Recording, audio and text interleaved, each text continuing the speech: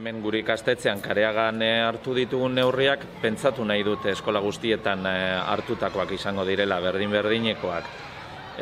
Sarrerak banatuta, zikloka, pasilloak erdibituta, patio saioak bebai erdibituta, hidrogela, temperatura hartu behar diegu mei eta holan egiten dugu sarreretan. Egiten ditugun ahalegin guztiak aitortu egin behar dugu jantoki orduan desegiten gelditzen direla. Ze hor pilatu egiten dira orduetan, hainbat ordutan egonkorrak mantentzen ditugun taldeak hor bildu egiten dira eta hor aurretik egindako ahalegin guztiak bertan behera gelditzen da. Oztopo nagusienak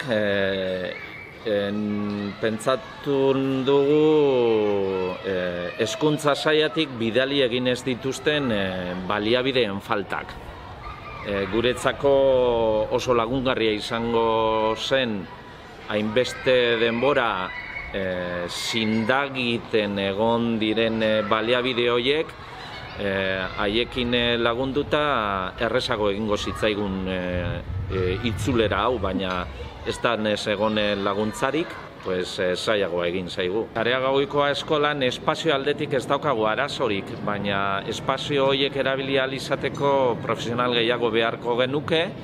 Holan helarazi genien eskaera baten bidez hezkuntza saileri, baina erantzuna ezetz borobila izan zen. Momentuz aitortu behar dugu gure familien arteko ordezkariek helarazi egin digute haien laguntza, gurekin bat datozela eta edozein gauzetarako laguntzeko presa agertu egin direla. Oso pozik etorri dira, kontutan hartu behar izan dugu 7 hilabete egon direla eskolara etorri barik, denbora luze horretan aspertuta, seguruenik, eta faltan bota egin dute eskolako giroa. Etorri dira pozik, eta bebai azpimarratu egin beharko genukela, etorri dira oso ondo irakatzita, eta ikasita zenolako egoera berria topatuko zuten hemen eskolan.